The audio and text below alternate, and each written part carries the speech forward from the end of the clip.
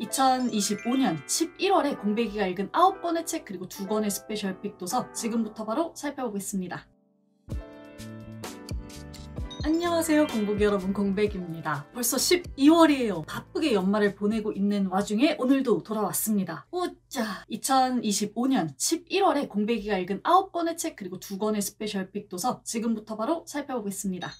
제가 평소에는 한국 소설 먼저 소개해드리는데 오늘은 제가 이번 달에 읽느라고 가장 많은 시간을 투자했던 2가지 책부터 소개해드리려고 해요. 진짜 독서 시간의 한 3분의 1 이상을 이 2책에 쏟아부은 것 같거든요. 이렇게 2개인데 요거부터 소개해볼게요. 많은 분들이 아시는 책입니다. 프란츠 카프카의 성이에요. 요거 참 난해하기로 유명한 책이죠. 저도 이미 한 번 읽다가 포기한 책인데 이번에는 진짜 맹렬하게 달려들어가지고 완독을 해냈습니다. 이게 사실 줄거리로 이야기하면 무척 단순해요. K라는 주인공이 있는데 이 사람이 한 성에서 측량사가 되어달라 하는 말을 듣고 그 성에 취직을 하러 가게 됩니다. 근데 그 성 안에는 못 들어가고 근처에 있는 마을에 머물게 되거든요. 이 마을은 성과 어떤 농도로든 연관된 사람들이 살고 있는 곳인데 K는 이 마을 사람들과 교류하면서 이 성 안으로 들어가려고 해요. 근데 안 됩니다. 이 마을 사람들 전부가 K를 굉장히 배척하면서 뭐라고 얘기하냐면 너는 성에 들어갈 수 없다. 너는 성과 어울리지 않는 사람이다 라고 얘기를 해요. 그래서 이 소설 전체가 어떤 내용이냐면 K가 성에 가려고 5만 가지 노력을 하는데 다 실패로 돌아가는 얘기입니다. 아무것도 이루어지지 않는 얘기. 그래서 읽다 보면 진짜 너무 갑갑하다. 왜냐면 주인공이 하는 모든 대화와 시도와 노력이 다 튕겨져 나오니까. 그래서 굉장히 갑갑하고 탈출구가 없다는 느낌이 들어요. 그리고 이 불편함, 갑갑함 자체가 이 소설의 아주 불편한 세계관을 이루고 있습니다. 저는 제가 듣고 있는 수업에서 이 책을 함께 읽었는데 제가 처음에 이 책 혼자 읽다가 실패했을 때는 이게 도대체 무슨 내용이야? 뭔 상황이야? 이런 느낌이었거든요. 근데 이번에 이제 같이 읽으면서 이 K의 어떤 노력도 통하지 않는 세계가 어떤 의미인지 좀 알게 됐고 이 실체가 없고 굉장히 허술하지만 완벽하게 닫혀있는 이 성이라는 세계에 대해서도 좀 잘 이해할 수가 있어서 재미있게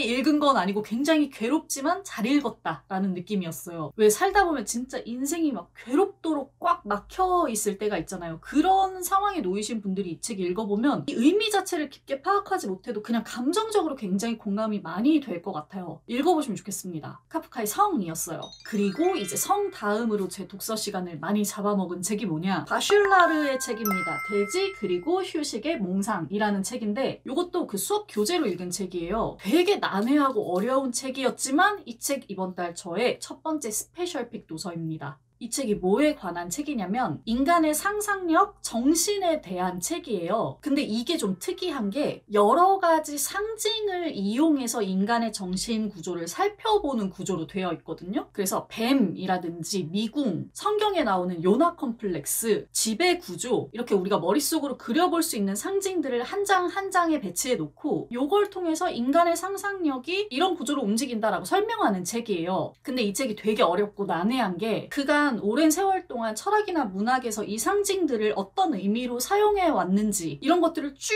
되게 두서없이 나열하거든요. 이게 일단 첫 번째로 되게 어렵게 느껴지고 이게 계속 상징이랑 상상력 이런 거에 대해서 얘기하다 보니까 좀 추상적일 수 있잖아요. 그래서 하나의 좀 거대한 시를 읽고 있는 것 같은 느낌이 들기도 해요. 그게 좀 어렵습니다. 이해도로 따지면 저도 수업 덕분에 겨우겨우 진짜 반의 반 정도 이해한 것 같은데 그럼에도 불구하고 이 책이 제 스페셜픽이 된 이유는요. 일단 첫 번째, 인간의 상상력이 펼쳐질 때 일어나는 어떤 감정의 변화, 생각의 동요 이런 것들을 이 책이 제시한 상징들로서 훨씬 더 잘 이해할 수 있게 되었다는 느낌이 있고요. 두 번째는 이 책이 이제 문학에서 쓰이는 여러 가지 상징들에 대해서 이야기해줬다고 했잖아요. 이것 자체가 앞으로 해외 고전 문학을 읽을 때 굉장히 도움이 많이 될 것 같다는 느낌이 들어요. 제가 이 책 읽으면서 요즘에 계속 에드거 앨런 포 단편집 같이 읽고 있거든요. 예전에는 에드거 앨런 포 읽으면 그냥 너무 환상적이고 난해하고 어둡고 뭔 소리 하는지 모르겠다라는 느낌이었는데 이 책을 읽고 나서 에드거 앨런 포 읽으니까 거기 나오는 어떤 바다나 소용돌이, 미궁 이런 상징들이 훨씬 더 잘 이해가 되는 거예요. 그래서 앞으로 특히 해외 소설이나 시를 읽을 때 되게 도움이 많이 되겠다라는 생각이 들었습니다. 너무 어렵지만 굉장히 지적 자극이 많이 되는 책이었고 그래서 두드려 맞았지만 굉장히 재미있는 결투였다라는 생각이 좀 듭니다. 그래서 바슐라르의 돼지 그리고 휴식의 몽상을 첫 번째 스페셜픽으로 꼽아봤어요. 다음 책은 요네스베의 장편소설 블러드문입니다. 되게 자극적인 추리 스릴러 소설이었어요. 일단 내용부터 간략히 소개해드릴게요. 주인공이 해리 홀레라는 형사입니다. 형사 해리 홀레 시리즈의 주인공이에요. 이 사람이. 이 사람 과거에 있었던 어떤 사건들 때문에 현재는 아내도 잃은 상태고 절친했던 친구도 잃은 상태고 형사 일도 그만둔 상태예요. 거의 폐인처럼 살고 있거든요. 이 사람이 주점에서 막 술 마시고 있다가 중년의 여성 루실과 친해지게 됩니다. 근데 알고 보니까 이 루실한테 엄청난 빚이 있었던 거예요. 그리고 멕시코의 깽단에서 이 빚을 받기 위해서 루실이라는 여자를 추격해 옵니다. 그리고 해리가 자기도 모르게 이 루실을 구출해서 같이 도망가 버려요. 그러니까 이제 깽단에서는 좀 열이 받겠죠. 그래서 다시 이 사람들을 찾아와서 루실을 인질로 잡고는 해리 당신이 책임지고 이 채무 금액 전액을 갚아라. 안 그러면 여자도 죽고 당신도 죽는다. 이렇게 돼버린 거예요. 일이 꼬인 거죠. 자, 그런 일이 있는 한편 굉장히 잔인한 살인사건 하나가 벌어집니다. 여자가 2명 실종됐는데 그 중에 1명의 시체가 뇌가 없어진 상태로 발견이 된 거예요. 경찰은 이 2 피해자의 공통 분모를 추격하다가 레드라는 부동산 갑부를 용의자로 지목합니다. 레드 입장에서는 이게 억울하기도 하지만 자기가 범인이라는 이 소문 때문에 사업에 엄청나게 큰 손실을 입고 있는 상태예요. 그래서 자신의 누명을 벗겨줄 사설 형사를 찾게 되고 이때 마침 돈이 급했던 해리가 이 레드의 일을 맡게 되는 거죠. 그러면서 이제 이 사건이 해결이 되는데 사실 저는 이 책 처음 받았을 때 좀 걱정했거든요. 왜냐면 책이 되게 두꺼워요. 그리고 무엇보다 이게 시리즈잖아요. 해리 홀레 시리즈의 13번째 책이거든요. 근데 저는 요네스베 작품을 한 번도 본 적이 없고 그래서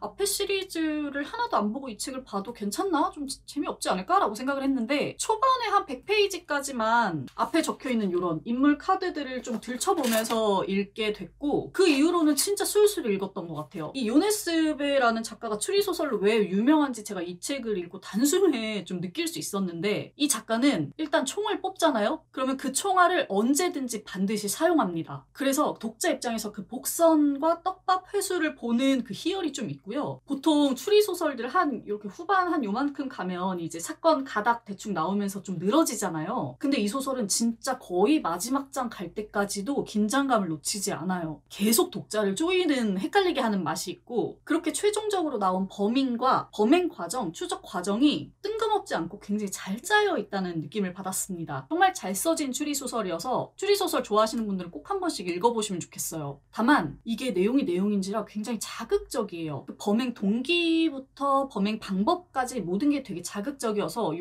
부분에서 좀 호불호가 갈릴 수도 있겠다라는 생각도 듭니다. 요네스베의 장편소설 블러드문이었어요.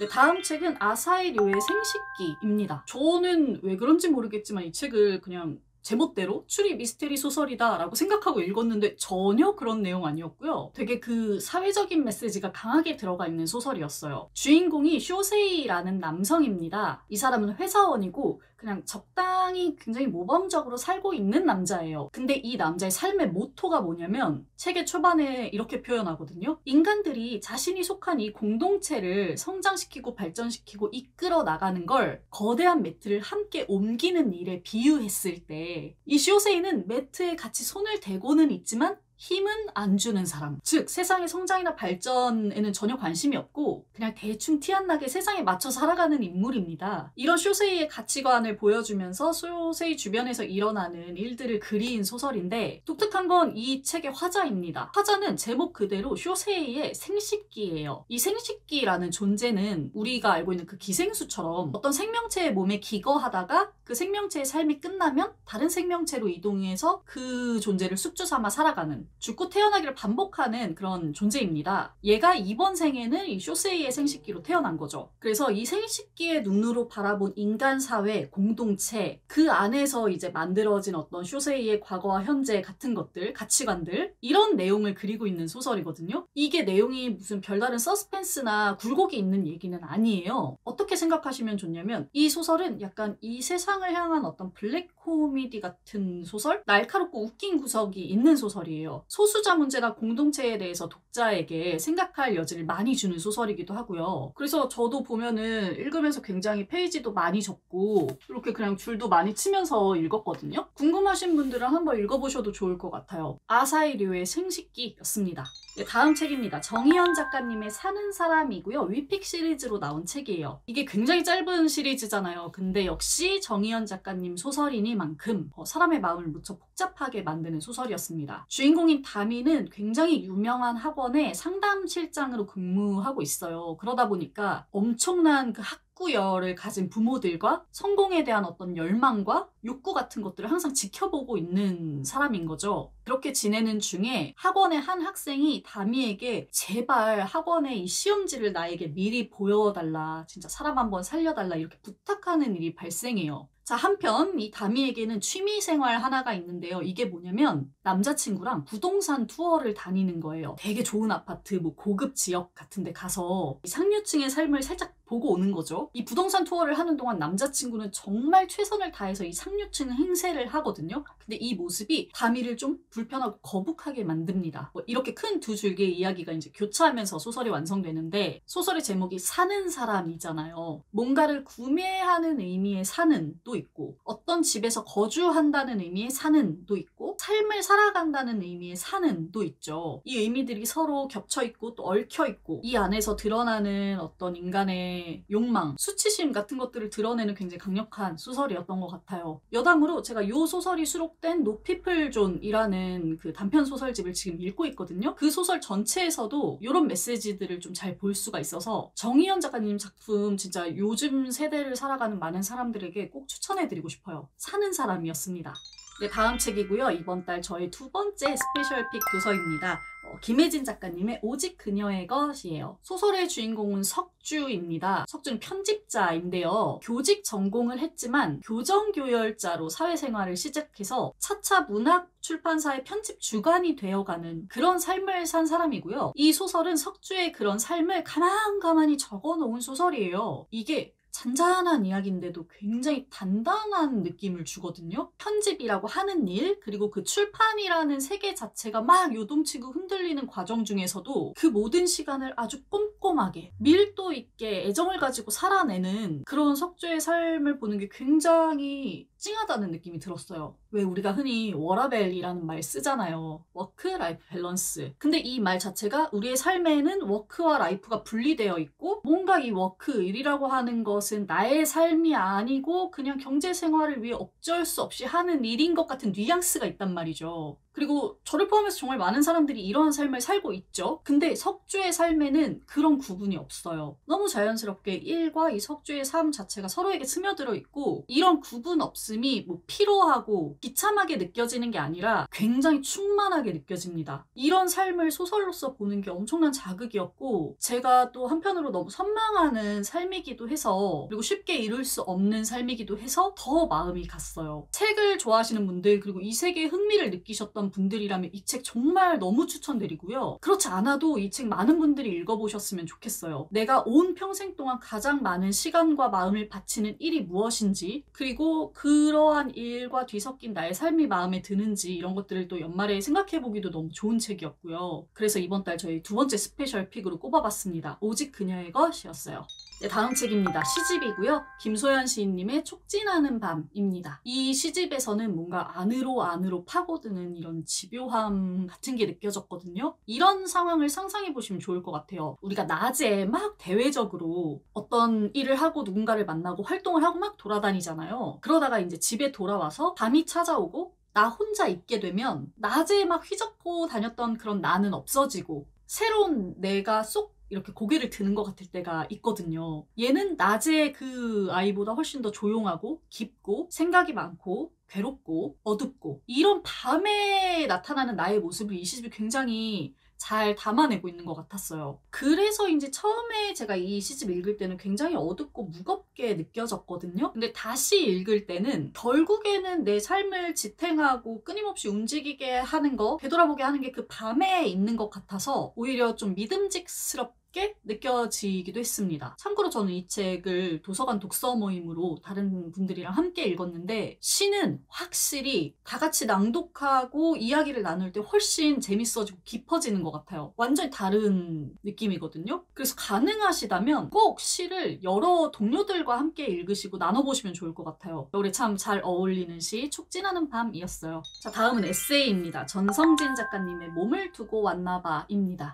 이 책 소개하기 전에 이 얘기부터 하는 게 좋을 것 같아요. 팟캐스트에서 올해 가장 많이 공유된 에피소드 를 꼽은 적이 있거든요. 그때 2위에 오른 게 영혼의 노숙자라는 팟캐스트에 이 전성진 작가님이 출연한 그 회였어요. 이때 전성진 작가님이 방송에 나와서 한 얘기가 뭐냐? 자기가 다쳤던 시절의 이야기입니다. 이 책도 그렇게 시작돼요. 작가님이 독일에서 클라이밍을 하다가 추락하는 바람에 팔꿈치 인대가 파열되고 발목이 부러지는 되게 큰 부상을 입거든요. 그러면 너무 아프고 무서울 거 아니에요. 뭐 사고 당시에도 그렇고 그 이후에 수술 치료 과정도 그렇고. 근데 이때 전성진 작가님이 한 일이 뭐냐면 버릇처럼 유체 이탈을 해버려요. 이 사건을 제대로 직시하고 겪어내면서 몸과 마음을 회복하려고 하는 게 아니라 마치 그냥 남의 몸이 겪은 것처럼 웃기고 가벼운 에피소드인 것처럼 그냥 퉁치고 넘겨버리는 거예요. 그러니까 이제 팟캐스트에 나와서 자기 얘기를 그렇게 웃기게 얘기해서 많이 공유된 팟캐스트 2위에까지 오르는 그런 일이 발생한 거겠죠. 작가님은 삶의 수많은 고통의 순간마다 자신이 몸을 두고 왔다는 사실을 발견해요. 그리고 이러한 버릇 때문에 제대로 회복되지 못한 몸과 마음에 상처가 있다는 것도 깨닫게 됩니다. 그런 몸과 마음을 주변인들의 도움을 받아서 그리고 사건을 직시하면서 다시 회복하는 그 과정이 이 책에 담겨 있어요. 굉장히 유머러스하고 유쾌한 에세이인데요. 마냥 가볍지만은 않은, 좀 읽다 보면 마음이 찡해지는 구석이 있는 책이었습니다. 전성진 작가님의 몸을 두고 왔나봐 였어요.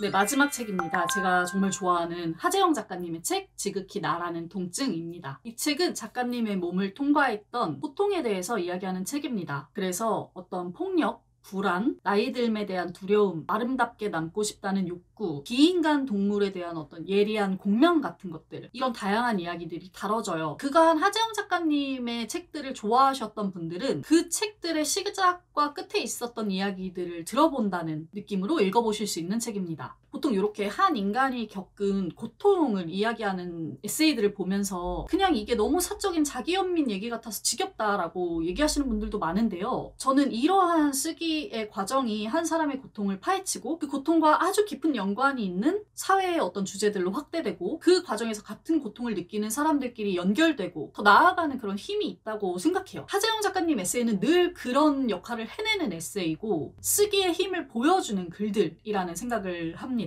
그래서 뭐라고 설명되지 않는 고통, 모순, 삶의 어려움, 이면 같은 것들을 자각하고 계시는 분들이 이 책을 읽어보면 좋을 것 같아요. 어쩌면 자기 스스로를 해석하고 더 나아가는데 많은 도움이 될 수 있거든요. 그래서 그런 분들께 추천드리면서 정리해볼게요. 하재영 작가님의 지극히 나라는 통증이었습니다. 네, 이렇게 해서 2025년 11월에 읽은 책들도 모두 살펴봤습니다. 이제 월말정산 영상도 딱 하나 남겨두고 있네요. 시간 진짜 빠른데 우리 공복 여러분들 이번 한 달 잘 정리하고 또 시작할 준비하면서 알차게 보내시면 좋겠어요. 저는 12월에 월말정산 영상 그리고 연말정산 영상 리드인미드로 돌아오도록 하겠습니다. 자, 그러면 물러갑니다. 오늘도 시청해주셔서 감사해요. 공백의 책단장이었습니다. 안녕.